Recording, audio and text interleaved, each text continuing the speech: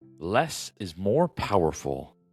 Shed the noise and gain unbreakable flow. Results on autopilot. Welcome back to the channel. This is the Boundless Sovereign YouTube channel. Please like and subscribe so we can get these videos out to more people. This is chapter 48 of the Tao Te Ching. I'm reading from the John Minford translation. Studying requires daily increase. The Tao requires daily decrease. Decrease upon decrease, until non-action is attained. With non-action, everything is accomplished. Everything happens. All under heaven is won through no business. Meddling never wins. All under heaven. And as with our daily tradition, this is the Rivermaster's commentary on chapter 48. Studying means applying oneself to such subjects as the rites and music. This requires daily increase, daily effort. By contrast, the natural Tao of the so of itself calls for daily decrease in passion and desire, their gradual extinction until non-action is attained.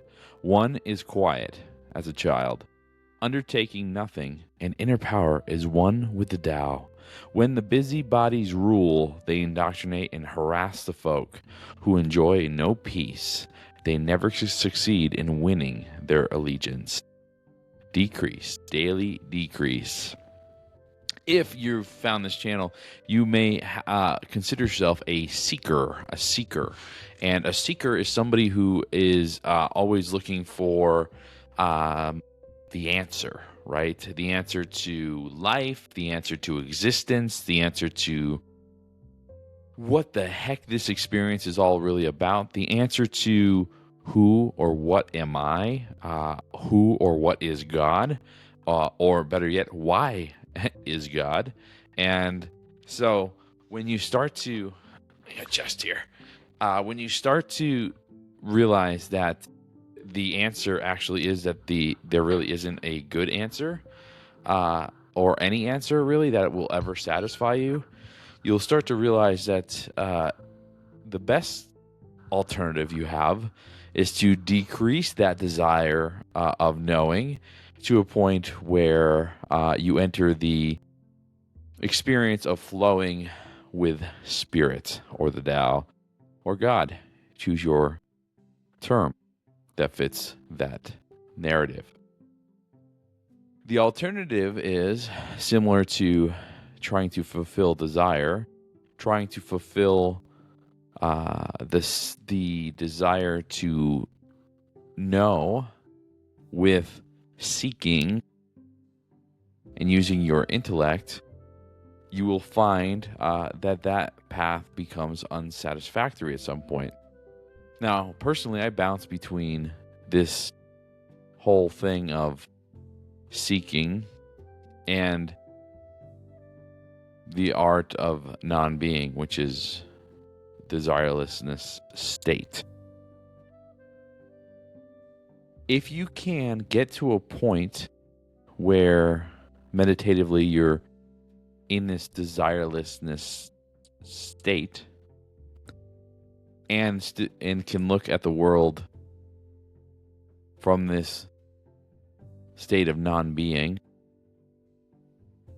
then you can actually experience and seek without that drive to seek, where information will come upon you and you will assess it and then likely let it go. And in that space of non-action or inspired action, you limit suffering. And what is suffering? Suffering essentially is attachment. It's attachment to anything. Attachment to outcomes, attachment to people, attachment to experience, attachment to places, attachment to pets, attachment to you name it.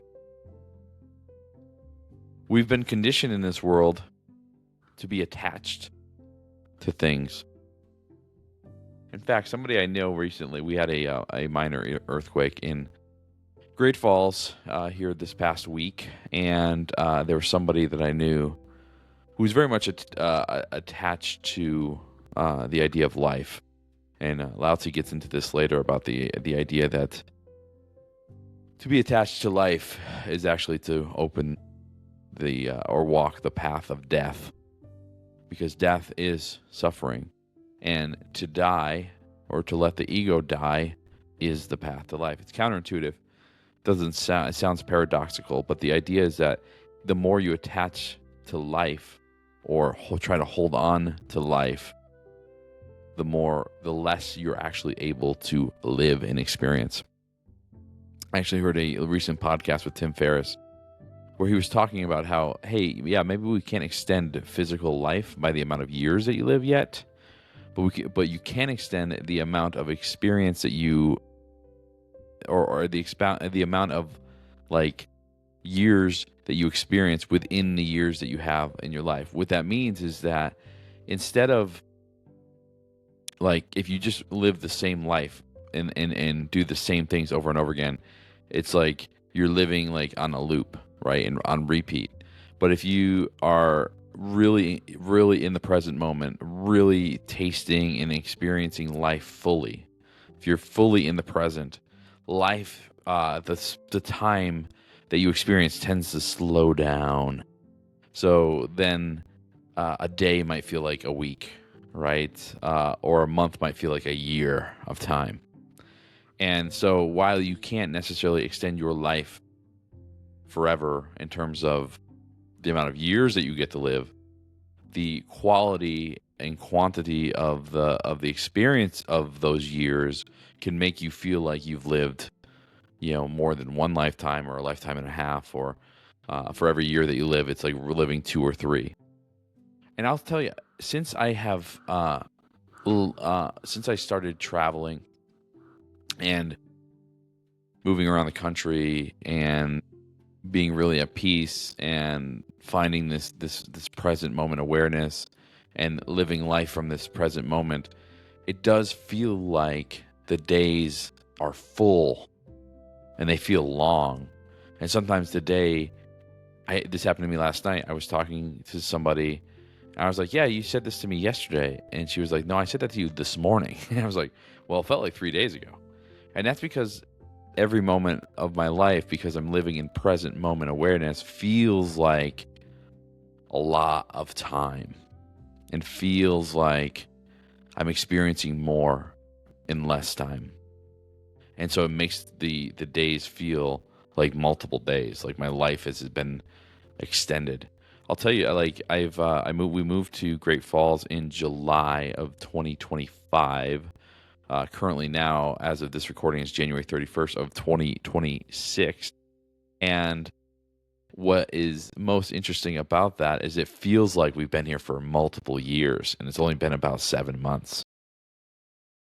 So, and again, that's just filling up life and not so worried about the past and not focused on the future, but really just being in the present moment just allows you to invite that time and that experience to be really, really fruitful and really just full of joy and peace and love. This daily decrease idea, I love this idea of limiting desire, and I know we've talked about this to death. If you've been following along in this series, you'll know that this is a recurring theme throughout the Tao Te Ching. Is this not focusing on desire, to allow desire to start to kind of wane, and a lot of that is achieved through meditation, through the meditative process.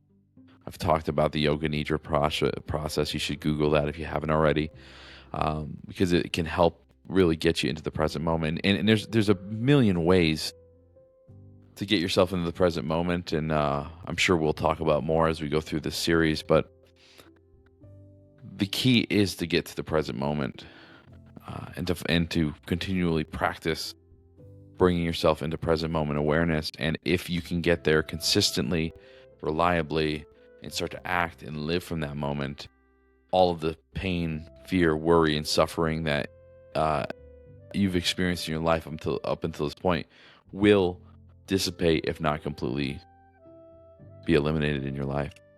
And from there, you get to be this sovereign being, filled with joy, peace, love, and abundance. And you get to share that with the people around you, which is an incredible amount of joy to do that. This was chapter 48 of the Tao Te Ching. Thanks for following along with us. Please like and subscribe so we can get these videos out to more people. And again, this is the Boundless Sovereign YouTube channel. We will see you in the next chapter 49 of the Tao Te Ching.